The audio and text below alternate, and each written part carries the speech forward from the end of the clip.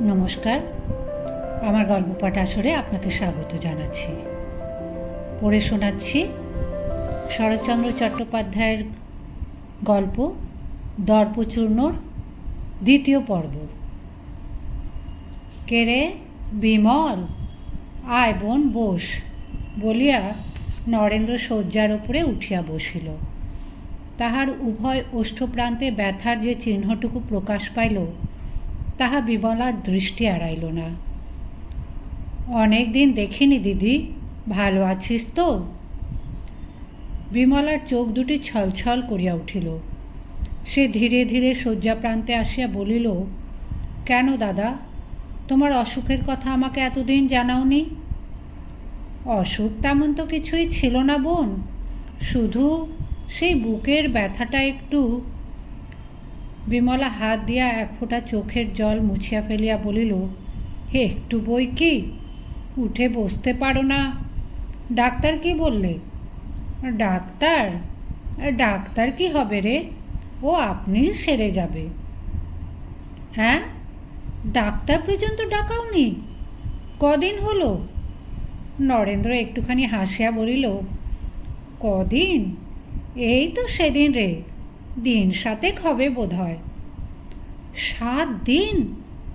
তাহলে বউ সমস্ত দেখেই গেছে? না না, দেখে যায়নি বোধ হয়। অসুখ আমার নিশ্চয় সে বুঝতে পারেনি। আমি তার যাবার দিনও উঠে গিয়ে বাইরে বসেছিলাম। না না, হাজার হোক, তাই কি তোরা পারিস বোন? বউ তাহলে রাগ করে গেছে বলো? না, রাগ করে নয়, দুঃখ কষ্ট কত অভাব জানিস তো। ওদের এসব সহ্য করা অভ্যাস নেই। দেহটাও তার বড় খারাপ হয়েছে। নইলে অসুখ দেখলে কি তোরা রাগ করে থাকতে পারিস? বিমলা অশ্রু চাপিয়া কঠিন স্বরে বলিল, পারি বই কি দাদা, আমাদের অসাধ্য কাজ কিছু নেই। না হলে তোমরা বিছানায় না শোয়া পর্যন্ত আর আমাদের চোখে পড়ে না। ভোলা, পালকি এলো রে? আনতে পাঠিয়েছি মা।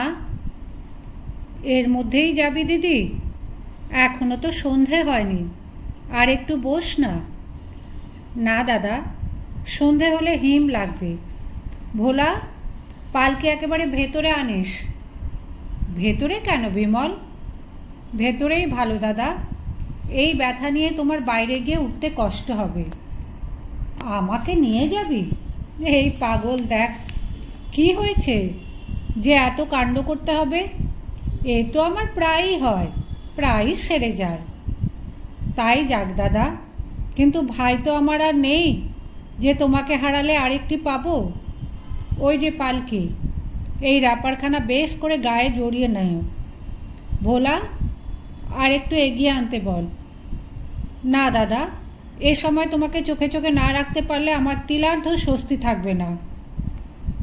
কিন্তু নিয়ে যেতে চাইবি বুঝলে যে, তোকে আমি খবরই দিতুম না। বিমলা মুখপানে চাহিয়া থাকিয়া বলিল, তোমাদের বোঝা তোমাদেরই থাক দাদা, আমাকে আর শুনিও না। আচ্ছা, কি করে মুখে আনলে বলো তো? এই অবস্থায় তোমাকে একলা ফেলে রেখে যেতে পারি? সত্যি কথা বলো। নরেন্দ্র একটা নিঃশ্বাস ফেলিয়া বলিল, তবে চল যাই। দাদা, কি রে? আজ রাত্রেই বউকে একখানা টেলিগ্রাম করে দিই, কাল সকালেই চলে আসুক। নরেন্দ্র ব্যস্ত হইয়া উঠিল, না না, সে দরকার নেই। কেন নেই? মেদিনীপুর তো বেশি দূর নয়, একবার আসুক, না হয় আবার চলে যাবে। না রে বিমল, না, সত্যিই তার দেহটা ভালো নেই, 2 দিন জুড়ুক। একটুখানি থামিয়া বলিল, বিমল, আমি তোর কাছে থেকে ভালো না হতে পারি তো আর কিছুতেই পারবো না। হ্যাঁ রে, আমি যে যাচ্ছি গগনবাবু শুনেছেন। বেশ, যা হোক তুমি, তিনি তো এখনো অফিস থেকেই ফেরেননি। তবে তবে আবার কি? তোমার ভয় নেই দাদা, তার বেশ বড় বড় 2 চোখ আছে, আমরা গেলেই দেখতে পাবেন। নরেন্দ্র বিছানায় শুইয়া পড়িয়া কহিল, বিমল, আমার যাওয়া তো হতে পারে না। বিমলা অবাক হইয়া জিজ্ঞাসা করিল, কেন? গগনবাবুর অমতে। অমন করলে মাথা খুঁড়ে মরব দাদা। একটা বাড়ির মধ্যে কি ভিন্ন ভিন্ন মত থাকে যে আমাকে অপমান করছো? অপমান করছি? ঠিক জানিস বিমল, ভিন্ন মত থাকে না। বিমলা আবশ্যক বস্ত্রাদি গুছাইয়া লইতেছিল। সলজ্জে মাথা নাড়িয়া বলিল, না দাদা, আজ ব্যথাটা তত টের পাচ্ছ না? না, একেবারে না। এ 8 দিন তোদের কি কষ্টই না দিলুম। এখন বিদেয় কর দিদি। করব কার কাছে? আচ্ছা দাদা, এই 16-17 দিনের মধ্যে বউ একখানা চিঠি পর্যন্ত দিলে না? না, দিয়েছেন বই কি, পৌঁছানোর সংবাদ দিয়েছিলেন। কালও একখানা পেয়েছি, বরং আমি জবাব দিতে পারিনি ভাই। বিমলা মুখ ভার করিয়া নিঃশব্দে চাহিয়া রহিল। নরেন্দ্র লজ্জায় কুণ্ঠিত হইয়া বলিতে লাগিল, সেখানে গিয়ে পর্যন্ত সে ভালো নেই। সর্দি কাশি, পরশু একটু জ্বরের মতোও হয়েছিল, তবু তার ওপরেই চিঠি লিখেছেন। আজ তাই বুঝি সেখানে টাকা পাঠিয়ে দিলে? নরেন্দ্র অধিকতর লজ্জিত হইয়া পড়িল। কহিল, কিছুই তো তার হাতে ছিল না। বাড়ির পাশেই একটা মেলা বসছে, লিখেছেন সেটা শেষ হয়ে গেলেই ফিরতে পারবেন। তোমাকে বুঝি চিঠিপত্র লিখতে পারেননি? পেরেছেন বই কি, কাল আমিও একখানা 4 পাতা জোড়া চিঠি পেয়েছি। পেয়েছিস? পাবি বই কি। তার জবাবটা, তোমার ভয় নেই দাদা, তোমার অসুখের কথা লিখব না, আমার নষ্ট করবার মতো অত সময় নেই, বলিয়া বিমল ঘর ছাড়িয়া চলিয়া গেল। সন্ধ্যার প্রাক্কালে খোলা জানালার ভেতর দিয়া লাল আকাশের পানে চাহিয়া নরেন্দ্র স্তব্ধভাবে বসিয়াছিল। বিমলা ঘরে ঢুকিয়া বলিল, চুপ করে কি ভাবছ দাদা? নরেন্দ্র মুখ ফিরাইয়া লইয়া বলিল, কিছুই ভাবি নে বোন, মনে মনে তোকে আশীর্বাদ করছিলুম, যেন এমনি সুখেই তোর চিরদিন কাটে। বিমলা কাছে আসিয়া তাহার পায়ের ধুলা মাথায় লইয়া একটা চৌকির ওপর বসিল। আচ্ছা, দুপুরবেলা অত রাগ করে চলে গেলি কেন বলতো? আমি অন্যায় সইতে পারি নে। কেন তুমি অত অত কি বল? ইন্দুর দিক থেকে একবার চেয়ে দেখ দেখি, আমি তো তাকে সুখে রাখতে পারিনি। সুখে থাকতে পারার ক্ষমতা থাকা চাই দাদা। সে যা পেয়েছে এত কজন পায়, কিন্তু সৌভাগ্যকে মাথায় তুলে নিতে হয়, নইলে। কথাটা শেষ করিবার পূর্বেই বিমলা লজ্জায় মাথা হেঁট করিল। নরেন্দ্র নীরবে স্নিগ্ধ সস্নেহ দৃষ্টিতে এই ভগিনীটির সর্বাঙ্গ অভিষিক্ত করিয়া দিল। ক্ষণকাল পরে কহিল, বিমল, লজ্জা করিস না দিদি, সত্য বলতো, তুই কখনো ঝগড়া করিস নে? উনি বলেছেন বুঝি? তা তো বলবেনই। নরেন্দ্র মৃদু হাসিয়া বলিল, না, গগনবাবু কিছুই বলেনি, আমি তোকেই জিজ্ঞাসা করছি। বিমলা আরক্ত মুখ তুলিয়া বলিল, তোমাদের সঙ্গে ঝগড়া করে কে পারবে বলো? শেষে হাতে পায়ে পড়ে ওখানে দাঁড়িয়ে কে? আমি আমি গগনবাবু। থামলে কেন? বলে যাও, ঝগড়া করে কার হাতে পায়ে কাকে পড়তে হয় কথাটা শেষ করে ফেলো। যাও, যে সাধু পুরুষ লুকিয়ে শোনে তার কথায় আমি জবাব দিইনি, বলিয়া বিমলা কৃত্রিম ক্রোধের আড়ালে হাসি চাপিয়া দ্রুত পদে প্রস্থান করিল। নরেন্দ্র সুদীর্ঘ নিঃশ্বাস ফেলিয়া মোটা তাকিয়াটা হেলান দিয়া বসিল। গগনবাবু বলিলেন, এবেলায় কেমন আছো হে? ভালো হয়ে গেছি, এবার বিদায় দাও ভাই। বিদায় দাও? ব্যস্ত হয়েও না হে, 2 দিন থাকো। তোমার এই বোনটির আশ্রয়ে যে যটা দিন বাস করতে পায় তার তত বৎসর পরমায়ু বৃদ্ধি হয়, সে খবর জানো? জানি নে বটে, কিন্তু সম্পূর্ণ বিশ্বাস করি। গগনবাবু 2 চক্ষু বিস্ফারিত করিয়া বলিলেন, বিশ্বাস করি কি হে? এ যে প্রমাণ করা কথা। বাস্তবিক নরেনবাবু, এমন রত্ন সংসারে পাওয়া যায়। ভাগ্য ভাগ্য ভাগ্যং ফলতি। কি হে কথাটা? নইলে আমার মতো হতভাগা যে এ বস্তু পায়, এ তো স্বপ্নের অগোচর। বউ ঠাকরুন, না হে না, থেকে যাও দুদিন। এমন সংসার ছেড়ে স্বর্গে গিয়েও আরাম পাবে না, তা বলে দিচ্ছি ভাই। বিমলা বহু দূরে যায় নাই, ঠিক পর্দার আড়ালেই কান পাতিয়াছিল। চোখ মুছিয়া উঁকি মারিয়া সেই প্রায়ন্ধকারেও স্পষ্ট দেখিতে পাইল তাহার স্বামীর কথাগুলো শুনিয়া নরেন দাদার মুখখানা একবার জ্বলিয়া উঠিয়াই যেন ছাই হইয়া গেল। দিন 15 পরে দুপুরের গাড়িতে ইন্দু মেয়ে লইয়া মেদিনীপুর হইতে ফিরিয়া আসিল। স্ত্রী ও কন্যাকে সুস্থ সবল দেখিয়া নরেন্দ্রের শীর্ণ পাণ্ডুর মুখ মুহূর্তে উদ্ভাসিত হইয়া উঠিল। সাগ্রহে ঘুমন্ত কন্যাকে বুকে টানিয়া লইয়া প্রশ্ন করিল, কেমন আছো ইন্দু? বেশ আছি। কেন?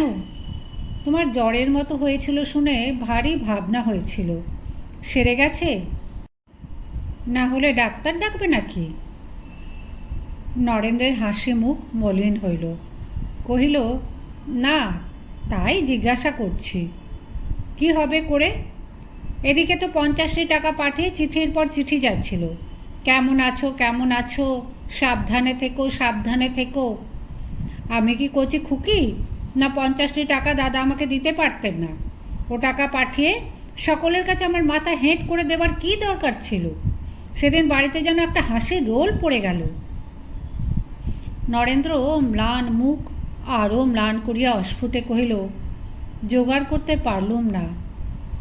না পাঠিয়ে তাই কেন লিখে দিলে না? উফ, আবার সেই নিত্য নেই নেই, দাও দাও। বেশ ছিলুম এতদিন। বাস্তবিক বড়লোকের মেয়ে গরিবের ঘরে পড়ার মতো মহাপাপ আর সংসারে নেই বলিয়া সেই পরম সত্যে স্বামীর হৃদয় পূর্ণ করিয়া দিয়া ইন্দু অন্যত্র চলিয়া গেল। মাসাধিক পরে স্বামী স্ত্রীর এই প্রথম সাক্ষাৎ। বাহিরে আসিয়া ইন্দু ইতস্তত দৃষ্টি নিক্ষেপ করিল। নিজের শোবার ঘরে ঢুকিয়া ভারী আশ্চর্য হইয়া দেখিল, বাড়ির অন্যান্য স্থানের মতো এখানেও সমস্ত বস্তু রীতিমতো পরিষ্কার পরিচ্ছন্ন করা হইতেছে। জিজ্ঞাসা করিল, এত ঝাড়ামোছা হচ্ছে কেন রে? নতুন ঝি বলিল, আপনি আসবেন বলে। আমি আসব বলে? হ্যাঁ মা, বাবু তাই তো বলে দিলেন, আপনি ময়লা কিছু দেখতে পারেন না। আজ 3 দিন থেকে তাই। ইন্দু অন্তরের মধ্যে একটা বড় রকমের গর্ব অনুভব করিল, কিন্তু সহজভাবে বলিল, ময়লা আবার কে দেখতে পারে? তবু ভালো যে। হ্যাঁ মা, লোক লাগিয়ে ওপর নিচ সমস্ত সাফ করা হয়েছে। ঝি, রামটহলটাকে একবার ডেকে দাও তো, বাজার থেকে কিছু ফলমূল কিনে আনুক। ফলটল তো সব আছে মা, বাবু আজ সকালে নিজে বাজারে গিয়ে সমস্ত খুঁটিয়ে কিনে এনেছেন। ডাব আছে, আঙুর আছে বই কি, এখনই নিয়ে আসছি বলিয়া দাসী চলিয়া গেল। ইন্দুর মুখের ওপর হইতে বিরক্তির মেঘখানা সম্পূর্ণ উড়িয়া গেল, বরং অনতিপূর্বে স্বামীর মলিন মুখখানা বুকের কোথায় যেন একটু খচখচ করিতেও লাগিল। বিশ্রাম করিয়া 2 ঘণ্টা পরে সে প্রসন্ন মুখে স্বামীর বসিবার ঘরে ঢুকিয়া দেখিল, নরেন্দ্র চশমা খুলিয়া খুব ঝুঁকিয়া বসিয়া কি লিখিতেছে। কহিল, অত মন দিয়ে কী লেখা হচ্ছে? কবিতা? নরেন্দ্র মুখ তুলিয়া বলিল, না। কি তবে? ও কিছু না বলিয়া সে লেখাগুলা চাপা দিয়া রাখিল। ইন্দুর প্রসন্ন মুখ মেঘাবৃত হইয়া উঠিল। কহিল, তাহলে কিছু নার ওপর অত ঝুঁকে না পড়ে বরং যাতে দুঃখ কষ্ট ঘোচে এমন কিছুতেই মন দাও। শুনলুম দাদার হাতে নাকি গোটা কতক চাকরি খালি আছে। বলিয়া ভালো করিয়া স্বামীর মুখের পানে চাহিয়া রহিল। সে নিশ্চয়ই জানিত এই চাকুরি করার কথাটা তাহাকে চিরদিন আঘাত করে। আজ কিন্তু আশ্চর্য হইয়া দেখিল, আঘাতের কোনো বেদনাই তাহার মুখে প্রকাশ পাইল না। নরেন্দ্র শান্তভাবে বলিল, চাকরি করবার লোকও সেখানে আছে। এই সম্পূর্ণ অপ্রত্যাশিত উত্তরে ইন্দু ক্রোধে জ্বলিয়া উঠিল। ক্ষণকাল অবাক হইয়া থাকিয়া বলিল, তা জানি, কিন্তু সেখানে আছে, এখানে নেই নাকি? আজকাল ভালো কথা বললে যে তোমার মন্দ হয় দেখছি। ঘরের কোণে ঘাড় গুঁজে বসে কবিতা লিখতে তোমার লজ্জা করে না? বলিয়া সে চোখ মুখ রাঙা করিয়া ঘর ছাড়িয়া গেল। এই দ্বিতীয় সাক্ষাৎ। হ্যাঁ, এ যে বউ, কখন এলে? পরশু দুপুরবেলা। পরশু দুপুরবেলা? তাই এত তাড়াতাড়ি আজ সন্ধেবেলা দেখা দিতে এসেছ? না ভাই বউ, টানটা একটু কম করো। ইন্দু ঘাড় নাড়িয়া কহিল, চিঠি লিখে জবাব পাওয়া পর্যন্ত পাইনে, আমি একা আর কত টানব ঠাকুরজি? বিমলা আশ্চর্য হইয়া জিজ্ঞাসা করিল, জবাব পাওনি? সে না পাওয়ায় 4 পাতার জবাব, 4 ছাত্র তো। বিমলা অপ্রতিভ হইয়া বলিল, তখন একটুকু সময় ছিল না ভাই। এ ঘরে দাদা যদি বা একটু সারলেন, ওদিকে আমার নতুন ভাড়াটে যায়। ইন্দু কথাটার এক বর্ণও বুঝিল না, হাঁ করিয়া চাহিয়া রহিল।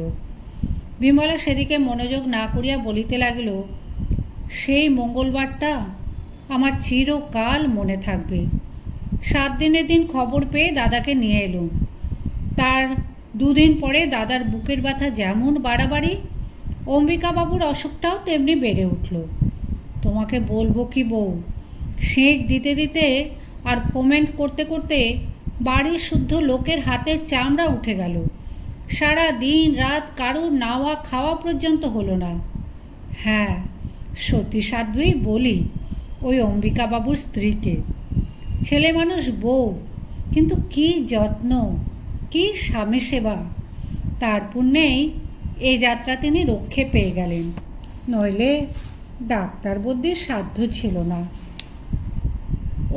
অম্বিকাবাবুকে কি জানি ঘাটালের কাছে কোথায় বাড়ি, চিকিৎসার জন্য এখানে এসে আমাদের ওই পাশের বাড়িটা ভাড়া নিয়েছেন।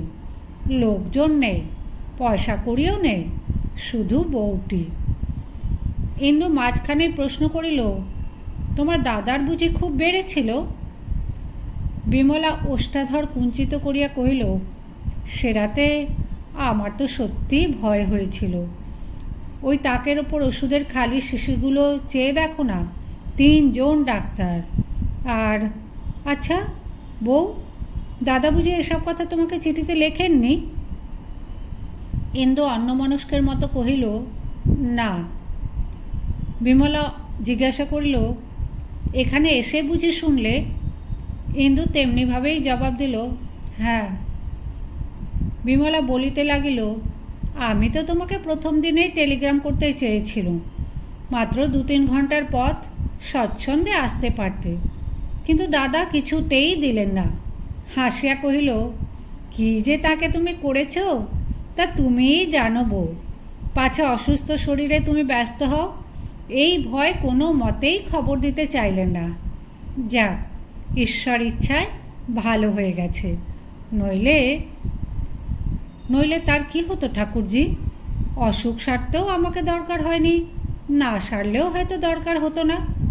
বলিয়া ইন্দু উঠিয়া গিয়া ঔষধের শূন্য এবং অর্ধশূন্য শিশিগুলো নাড়িয়া চাড়িয়া লেবেলে লেখা পড়িয়া দেখিতে লাগিল।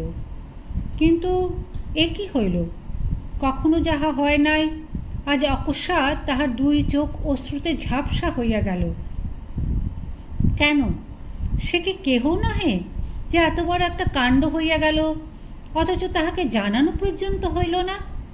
সে নিজের এমন কি পীড়ার কথা লিখিয়াছিল, যাহাতে সংবাদ দেওয়াটাও কেহ উচিত মনে করিলেন না? তিনি ভালো হইয়াও তো কতগুলো পত্রে কত কথা লিখিলেন, শুধু নিজের কথাটাই বলিতে ভুলিলেন। বেশ, এখানে আসিয়াও তো 3 দিন হইল, তবু কি মনে পড়িল না? ইন্দুর তীব্র অভিমানের সুর বিমলা টের পাইয়াছিল। ফিরিয়া আসিয়া বলিল, শিশি বোতল নাড়াচাড়া করে আর কি হবে বউ?